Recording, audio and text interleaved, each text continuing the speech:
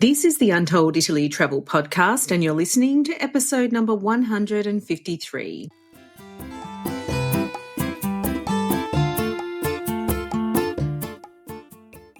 Ciao a tutti and benvenuti to Untold Italy, the travel podcast where you go to the towns and villages, mountains and lakes, hills and coastlines of Bella Italia. Each week, your host, Katie Clark, takes you on a journey in search of magical landscapes, history, culture, wine, gelato, and, of course, a whole lot of pasta. If you're dreaming of Italy and planning future adventures there, you've come to the right place.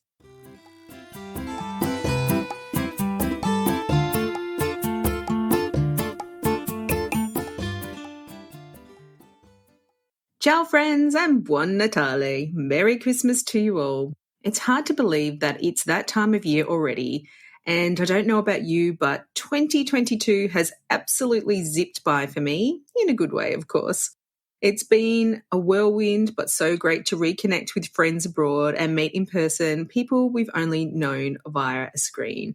And of course, I'm thoroughly grateful for being able to spend so much time in Italy this year, and I'm looking forward to our plans for 2023, including visiting the region we're talking about today, South Tyrol. This northern Italian region may win the prize for the most Christmassy spot in Italy thanks to its snow-capped mountains, chocolate box pretty villages and fun local markets and traditions. It truly defines the term winter wonderland. Joining us today are our friends Kate and Vin, whose website Throne and Vine is an excellent resource for those of you who want to travel in this beautiful region. I can't wait to hear all about how to experience the magic of South Tyrol in the lead up to Christmas. So let's welcome them back. Bentornati, welcome back, Kate and Vin. Welcome back to the Untold Italy podcast. Thank you for having us. We're excited to be here. Yes, it's good to be back. Oh, I've missed you. How have you been? Did you spend much time in South Tyrol this year? We did. We just got back a couple months ago after having a fabulous trip there over to the Dolomites, a little bit of time in Merano. So it was lovely. Yeah, the weather was perfect. I know the summer was really hot there, but when we arrived in the fall, it was average temps, so great hiking weather. Oh, I reckon fall is it's honestly my favourite time to visit Italy. It's so, it's just the right balance of everything, I think. Yeah, it's our favorite time too. And plus they have all the festivals, the harvest festivals that take place. So it's just it's a good time to go there, get a little bit of adventure and a little bit of culture at the same time. Mm-hmm. In a beautiful setting. Yes. Yeah, it's amazing. But today we're going to talk about Christmas and the snowy mountains and the shimmering lakes and all the beautiful towns all lit up for Christmas. But before we delve into what it's like in the lead up to Christmas in northern Italy, can you please introduce yourself to our listeners? Some people may not have heard your former episodes. Yeah, absolutely. I'm Kate. And I'm Vin. And we have been going to South Tyrol for about 10 years now. And we had originally planned to go to Venice and just do a quick stopover in South Tyrol. And then the second we got to the South Tyrol portion of our trip, we wanted to cancel the rest of it and just stay in that region. We just loved it immediately. The beauty, the culture, all of it was just fantastic. And being able to have a mix of both the Alpine and Mediterranean climates. So we came back and then went a couple more times because we were just addicted at that point. And we then started our blog of Throne and Vine, where we now get to share a lot of that, our love for it with everybody else. Yeah. And for those that don't know, South Tyrol, it crowns the northern part of Italy. So it sits on the border of Austria next to Switzerland. And it's about 80% mountains. So it's a very beautiful landscape in terms of the natural scenery that you can encounter. You can be one moment looking at a snow-capped mountain and the next moment looking at a palm tree. So it's this really unique blend of Alpine and Mediterranean that kind of collide together. And then the other really unique aspect of South Tyrol is that 70% of the people there actually speak German. So it's a very Germanic region of Italy. So you get this mix of Italian and German culture coming together, which is really interesting because it somehow works. You wouldn't think so, but it does. So from cuisine to architecture, you really get the best of both worlds there. Oh, it's so, so pretty. And it could almost be the most Christmassy region of Italy. I think, when I think people think of European Christmas, they're thinking of those snow-capped mountains and little chalet villages. And, the best thing about South Tyrol is you have that plus pizza. Exactly. What more could you want? Right. So what we were going to do today for our listeners was to tell everyone, because I think people maybe know that there's a lot of Christmas markets that they can visit in Switzerland and Austria and Germany, and they're very, very popular.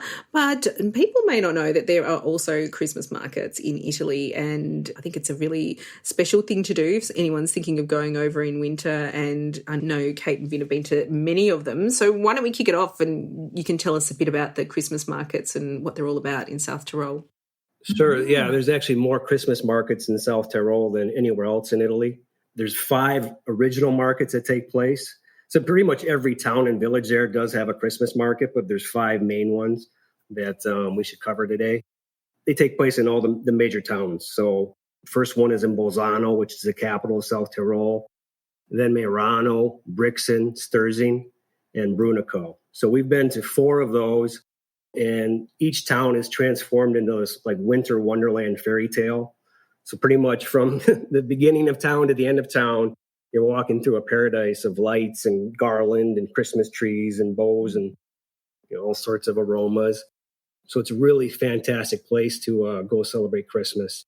And the markets, typically, they begin the last week of November and run through the first week of January. So where was the best one that you went so far? For me, I would say it's probably Merano is one of my favorites. It's also scenic and it's set along the river with the promenades. So it's just lovely out there. And it's so picturesque being able to walk along the river and visit the different Christmas village and see all of the different decorations.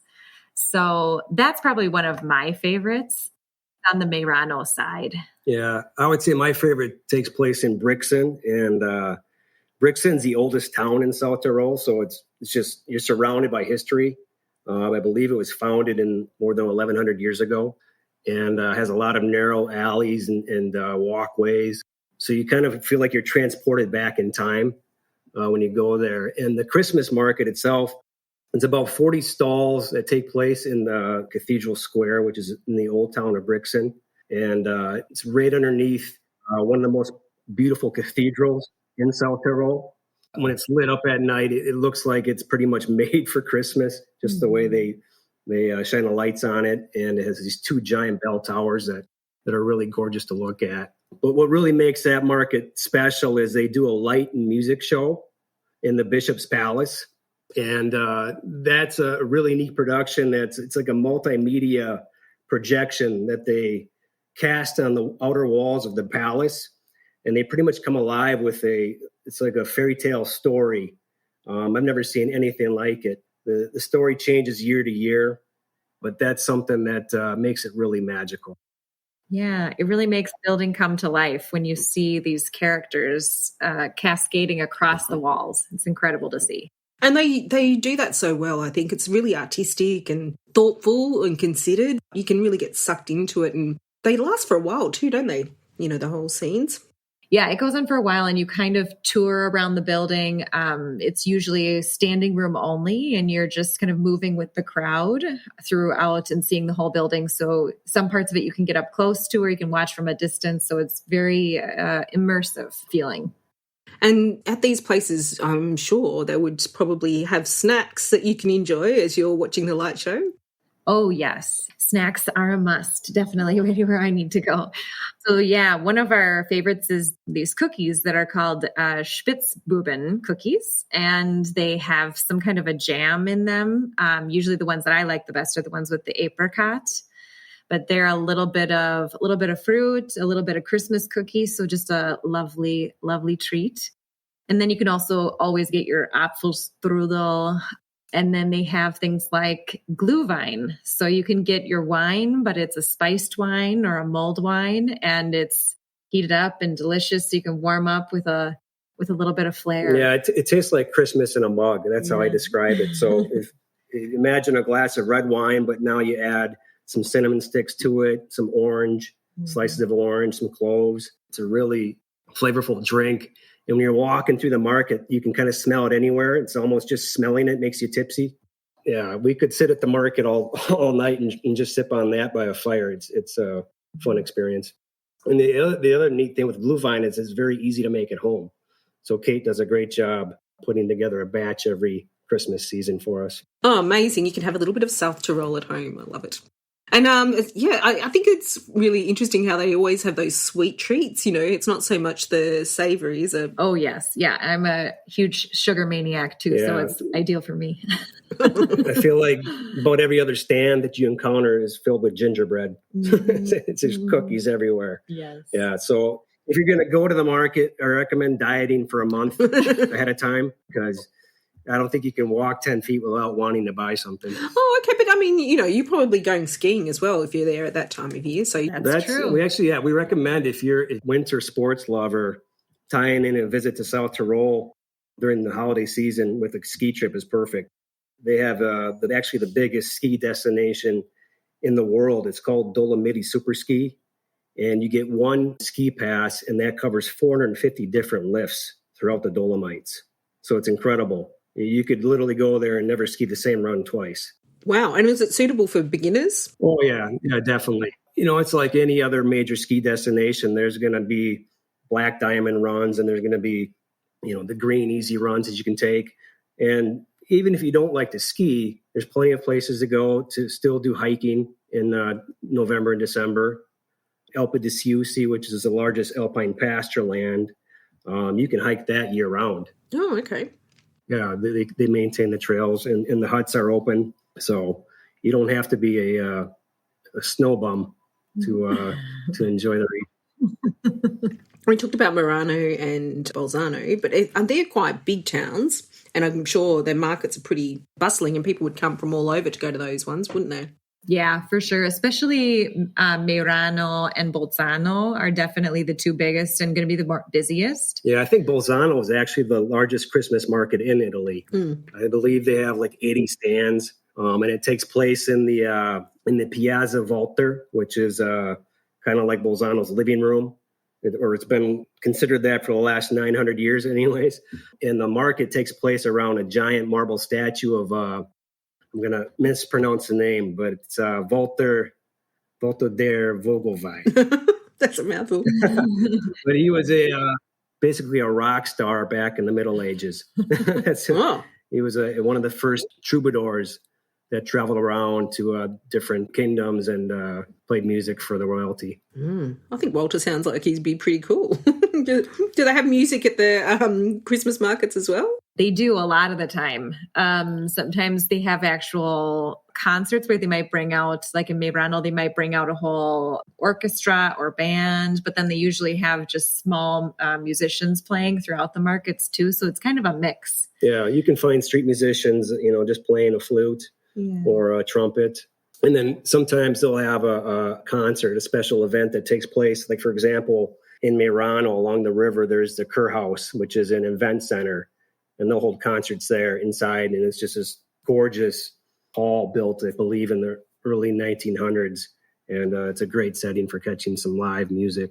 Got everything, haven't they? What about if you wanted to do some shopping? Do they have like local crafts and things like that at the markets as well? Yes. Lots of local crafts and things that are made locally. That's one of the things that we like the best about it. And it's a great spot to do all of your holiday shopping, get all of that in right before the holidays. And it's so many unique things. One of my favorite things I have been collecting is wooden rings that have various different colored gems on top of them. So I get a different ring each time we go with a different color. It's kind of fun. Yeah, you can find all sorts of wood carvings. And actually, when you're walking through, you might even come across an artist in the process of carving a statue or a figurine. And that's kind of neat to watch as well. Mm-hmm. I'm sure there's Christmas decorations there as well. My mum collects Christmas decorations, so I'm sure you can get some lovely ones there too. Yes. Yeah, we just picked some up for our family, our last trip actually. So they definitely are. Yeah, I would say probably 50% of the stands sell some sort of unique ornament. And it's all authentic. And they actually have workshops too, where they teach you how to make them, which is really neat. Teach you how to make them in the traditional Tyrolean style. And so are the markets on like every day, all day, every day, or are they only on at certain times? So the 5 main markets that I mentioned, they take place every day. And it's usually from 10 a.m. to 7 p.m. Sometimes on the weekends, they'll go a little bit later. They might have, for example, Bolzano has a wine lounge. Yeah, you can go there and try multiple different wines from all over Bolzano. So it stays a little bit open later on the weekends. And then there's also boutique markets that take place throughout South Tyrol. For example, in Tyrol Castle, which is one of the oldest castles in the region, they do a small Christmas market. And I think it takes place 2 weekends. So you have to kind of time it right if you want to visit that. But that's a really neat market because you can take a horse carriage ride to the castle. So it's almost like you're thrown back a couple hundred years. And there's this really neat tunnel that you go through inside the mountain to get to the castle. So it's a really unique experience. And there's also another really fun market that takes place in Lago di Carezza, which is a lake in the Dolomites. Yeah, when we went to that one too, it was just starting to get dark at night. And then we started to hear some of the bells and signs of the Krampus that are coming with their big evil masks down the walkway. So what happens is they have these demonic creatures that are considered half human, half animal that come out at Christmas time to remind children to be good and behave, or they won't get anything for Christmas. And instead they'll get hit with a switch. If they don't. Yeah, so they have these, they call them Krampus runs or parades. They kind of take place throughout the holiday season, but the big night for the Krampus runs is December 5th, which is the feast of St. Nick. And so a lot of the villages and towns will have a Krampus run event, and it's almost like going to a concert. They have huge stage lighting that's very elaborate, pyrotechnics, and you stand there and you're basically looking down a dark alley waiting for something to happen. And everyone is, of course, they're drinking and having a good time. And all of a sudden they flip the lights on and you're kind of blinded, like these spotlights shining at you. And then these giant flames rise up in the air and this high energy music comes on and just thumping. And the next thing you know, you see these giant creatures with horns and fangs emerging from the shadows at you. And I mean, I knew what to expect, sort of, but I was still scared to death. You know, it's all just for fun, but the masks are so detailed, and they're actually wearing goat fur, and the horns on the mask are actually real horns, apparently. Wow. Is this a tradition that goes back a long way, or? It's a tradition. I think it began in the 1100s in the Alps. From what I've read, it was a tradition to make kids behave. And I think it makes adults behave too. But they'll run at you, and they have the switches, which are the bundle of sticks. And they're not shy about hitting you. Oh my goodness. No strudel for you. Whack. Right. But that's a really fun tradition. I think they have like over a dozen different runs that take place that coincide with the Christmas markets. In fact, the oldest Krampus run, and I think it's the largest, has over 600 Krampus that take place in the run, and that takes place in Toblach over in the eastern part of the Dolomites. We haven't been to that one yet, but I have to imagine that's pretty terrifying. So would they make their own masks? Yeah, they're wood carved masks, very expensive because they're all custom made and painted. I don't know how much they cost if somebody were to buy one, but I would have to guess over $500 a piece. And so what do they wear on the bottom? Is it just like your normal jeans? And No, they get all into it. It's completely covered in fur. It's like a goat skin jacket and pants and cowbells. So you can kind of hear them walking down the street before you see them. So you hear the ringing of the bells, and they're coming. And, you can just tell everybody's anticipating them emerging from the darkness. And it's just a really neat experience. Yeah. And then the children start crying and everybody. Yeah.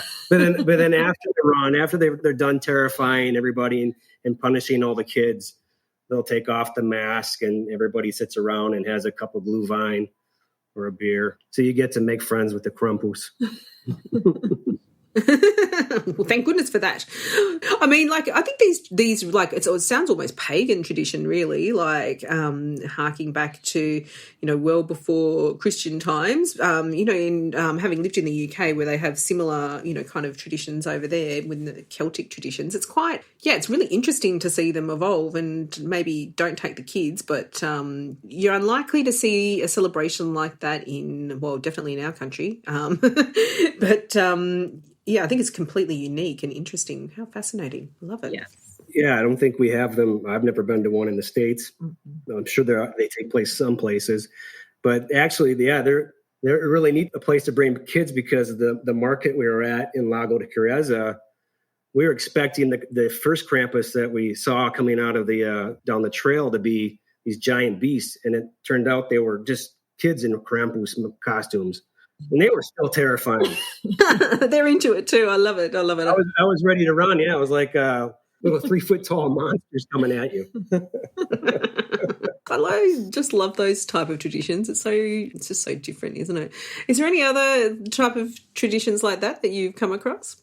The only other tradition I can think of is really just the glue vine. Probably the biggest thing, and really, there's a lot of interacting with family and friends and a lot of that type of celebration and just getting to celebrate with the people that you have in your life, I would say is probably another. Yeah, it's a very Catholic part of, every part of Italy's Catholic, but so the region has a lot of traditions evolving around some of the traditional dates related to the Catholic Church. So they do celebrate different feast dinners that take place throughout the holiday season.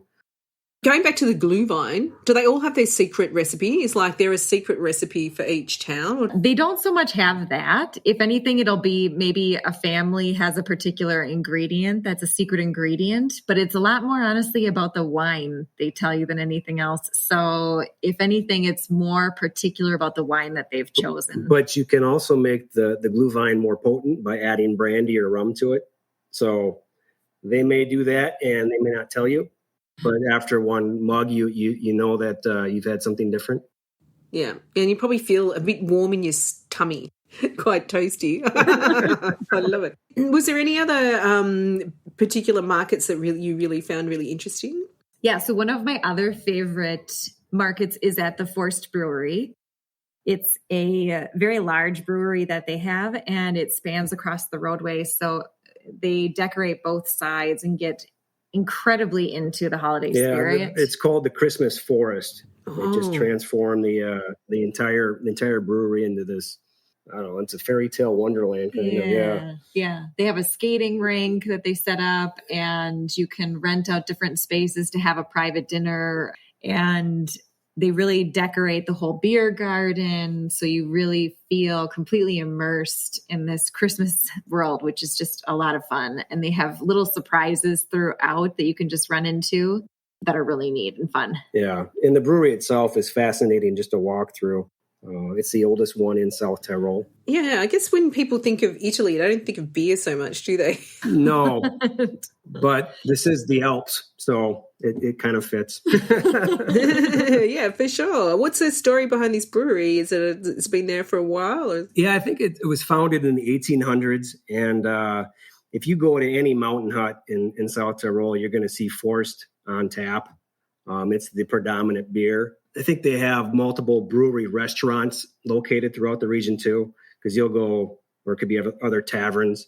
You can go into any town and see a Forst beer sign hanging off a building.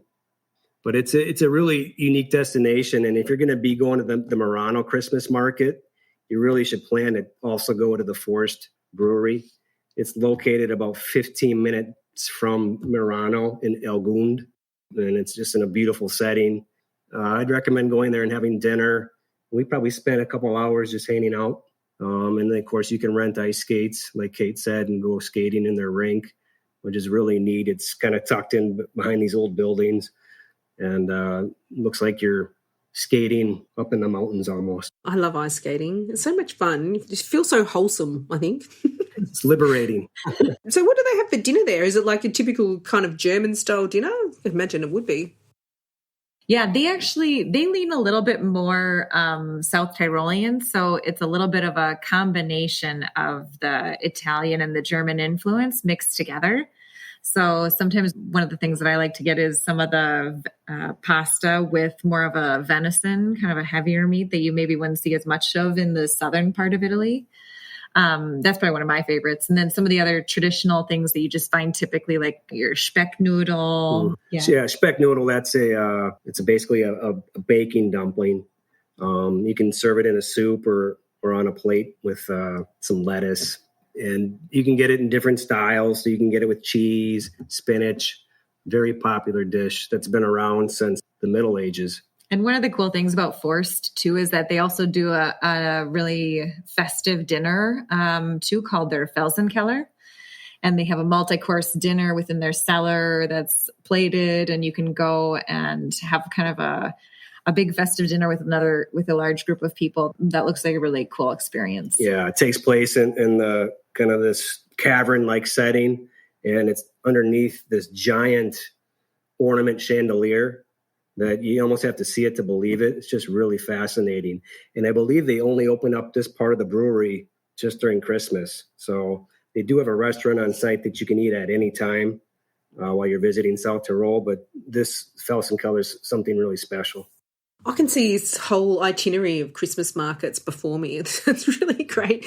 But like you mentioned, the Force breweries near Merano, right? So the other ones, you would need a car to get around though, wouldn't you? Or do they offer little tours to the markets? They do have great public transportation, so you wouldn't necessarily need to rely on a car. When we go, we always rent a car because we're just too curious. There's always something we want to dart off and go see that we didn't plan on.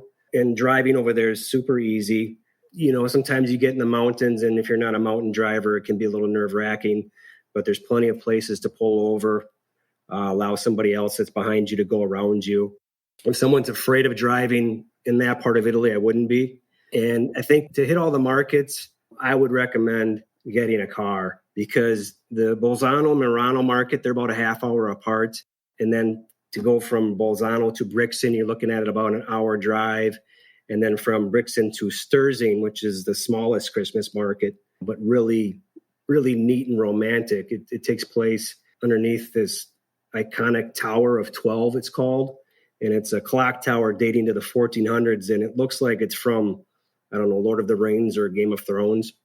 So it's a really neat Christmas market. But that from Bolzano would probably be an hour and a half drive. So you kind of want to break it up. So I would break it up between maybe spend half a day visiting Merano and Bolzano, and then splitting up the other time visiting Brixen and Sturzing. And then, of course, if you're there when the other boutique markets are going on, you'd want to fit those in too. If I were going to be visiting just for Christmas markets, I would plan on a minimum of 3 days. Oh, it sounds like you could easily spend a week there. I love a Christmas market. I could just live there. Oh, you could spend a week there for sure. Yeah. Yes. And if you're going to tie it in with a ski trip, yeah, easily do a week. And where do you guys normally fly into, Milan or Venice? Actually, Munich. Oh, Munich. Ah. We've flown into Milan and Venice before, so it kind of depends where we find the best airfare.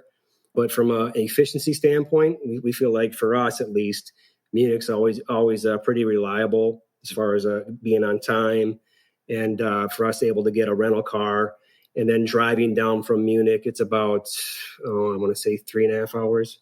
So it's not a fun trip to fly for us 9 hours and then drive 3.5, but it's well worth it. You can also fly into Innsbruck, and you're only then an hour away from South Tyrol, or Verona in the south. So then you're only an hour away. You've got me thinking now. I definitely want to head up there next year when we're there in September. And I'm thinking, where should we fly into? No, you've got me thinking. Some of these tips are well worth listening to for anyone who's really interested in this region, because you automatically think, like I did, just to go straight to Milan or Venice. But, you can actually get some pretty good connections into some of these other smaller airports as well. Yeah, and they started running, Bolzano has its own airport. It's a small regional airport, but Sky Alps is an airline that flies directly into Bolzano. So you can, depending on, I think it's only certain parts of Europe that they service. But if you're visiting, say, France, for example, and you want to take part of your trip and visit South Tyrol, you can fly now to Bolzano. I heard, I'm not a skiing expert, so don't quote me on this, but I heard that the Italian ski resorts are actually considerably better value than the ones in France and Switzerland. Is that your understanding? We have heard that. We're not skiers, primarily because we grew up, I think the biggest hill takes about 30 seconds to ski down. Didn't fall in love with skiing at a young age. But it seems from our experience that pretty much all the hospitality in South Tyrol seems to be a really good value compared to other parts of Europe. And from our perspective, what you get with your hotel stay at any of the resorts or even the mountain farm stays that we've been at, the amount of value you get for what you spend is way more than what we get back home. So the challenge, of course, is always getting to South Tyrol or Italy, because that can be expensive. But once you're there, you can, for what you spend, you just get so much. And you can go stay at a 5-star place, a nice expensive resort where you can experience all the Alpine wellness amenities, saunas and pools, or you can stay like at an Airbnb on a farm. And there you're going to wake up next to cowbells and chickens. There's something about those cowbells. Yeah. We like falling asleep and waking up to them. Oh, it's magical. I haven't had that experience in Italy, but I've had it in Switzerland. And, you just wake up and you've got a big smile on your face. You're like, oh. Yeah. Think of Heidi and all of that. You do. We haven't even mentioned cheese. I'm sure there's some good cheese dishes that are happening at that time of year. Yes, absolutely. Yeah, one of our favorite cheeses is a Stelvio cheese that you can get from Mila, is the big dairy company out there. But yeah, there's always so many different cheeses that you can sample. They have them at the different booths within the markets. So it's a lot of fun to try the different cheeses that they have. And the unique thing about the cheese is that it's made with, I don't know if it's all the cheeses, but a lot of the cheeses are made with hay milk. So the cows there on the farms, they're eating hay. So they're producing what they call hay milk, which is definitely a different flavor than you get, at least from where we live, where most of the cows are eating corn. So it seems to be more of I don't know, I guess I would call it a richer milk. But that's also reflected in the cheeses. Yeah, we can definitely taste what the cow's been eating or the animal's been eating in the cheese. And I think that's, when you start to understand things like that, then the appeal of a mass-produced cheese becomes very minimal because you're like, what was this cow eating? I don't know. We don't want to think about it really. But, I just think, just being able to go to these markets, just like such a fun experience. So all the stalls are like food or crafts or Glühwein. Is that right? Yeah, pretty much. Yeah, you can also, they sell a lot of clothing items too. And it's made from a wool that comes from Val de Funes, which is one of the most enchanting valleys in the Dolomites. It's probably one of the more iconic sites. If you've ever tried to describe it, you see the church with the giant peaks in the background and in the green valley. That's Val de Funes. And they have a lot of sheep farms there. And so a lot of the wool comes out of there, and you can go to the markets. And it's actually great for shipping back because you can pick up socks and hats and gloves, which are very light for your luggage. So it's very comfortable. Oh, how lovely. That's a great souvenir. I love things like that because when you wear something like that, it just, you're not only having something to keep your feet warm, but it's taking you back to another place and some memories of some good times that you had. Absolutely. Yeah. The other thing I was going to bring up as far as what you should try when you're at the market is you'll find some stands that are distilleries. So there's a lot of little distilleries throughout South Tyrol where they make all sorts of grappa and schnapps. But the one that you have to try during the holiday season is mountain pine schnapps. I don't know exactly how they produce it, but it's like tasting the whole season in a shot. Really good. And if you're cold, it's a great way to warm up. Yeah, for sure. That sounds great. Oh, wow. I love all of this. And like I said, I just would love to spend a Christmas in that area. I just think it would be so pretty and magical, and not only that, it's you have all these different cultural experiences. I'm not sure, I'll have to build myself up to the Krampus I think, but You'd love it. Yeah, I would love it. I love any of these cultural things, and you just it's one of those things that you're not going to experience anywhere else, is it? So exactly, it's incredibly unique, even as you're being beaten. Oh, well, thank you, Kate and Vin. It's always such a pleasure to get to know this beautiful region with you, and I'm sure our listeners can't wait to learn more. Can you let everyone know how they can stay in touch with you? Yeah, our website is throneandvine.com, and we're also on Instagram and Facebook, Pinterest, and Twitter as well. So they can head to our website. We have, in addition to a lot of articles about the region, we also have different trip ideas that we share. So if you're planning a trip to South Tyrol, if you're thinking about it, feel free to use our website as a resource. And we're also available to answer questions. Yes. And thank you so much for having us on again. We always look forward to this. Yes. Well, we love having you, and everyone. The Throne and Vine website is one of the best resources I know about Italy and the specific region.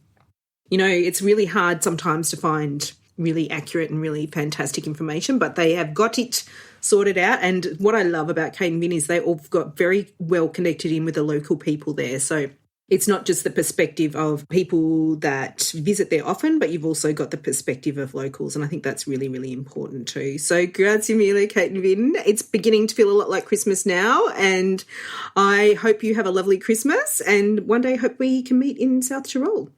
Yes, absolutely. Yes. Merry Christmas. Thank you. Grazie mille. Ooh, doesn't South Tyrol sound magical? I have to admit, I think the combination of Italian flair and German efficiency is pretty enticing. And who wouldn't want to be wandering around a charming market, glowing in pretty lights, browsing the stalls for cheese and ornaments while sipping some glühwein? I don't mind telling you that visiting this region in winter is a Christmas dream of mine, and I'm so happy that Kate and Vin shared all the wonderful details of the special traditions and places to go to experience them. I'm not really sure about the Krampus yet, but I may be convinced. It does sound a bit scary. You can find all of the suggestions Kate and Vin made and a link to their website, Throne and Vine, in our detailed show notes at untolditaly.com/153 for episode 153. Grazie. Thanks to all our wonderful listeners for your ongoing support of Untold Italy over this year and years past. I really hope you enjoyed today's show. I'm also making a big shout out to Evan and Selena Reedman, who are part of our Untold Italy Amori team. It's been such a joy to help them plan out their trip to Italy next year, and I'm so excited for their family adventure across Italy. Thanks for your support, Evan and Selena, and to all our Untold Italy Amici and Espresso podcast supporters. We truly appreciate you all. Now, this is also a great time to acknowledge the support of the growing and truly amazing Untold Italy team who support this podcast, our Italy Travel Planning Facebook group, our website, and of course my wonderful friend Olivia, who is helping to deliver incredible experiences for our guests on our Untold Italy tours. Grazie mille, team. You're also wonderful, and none of this would be possible without you. I personally get incredible support from my family too, who put up with weird work hours and an obsession with all things Italian. Thank you, family. You mean the world to me.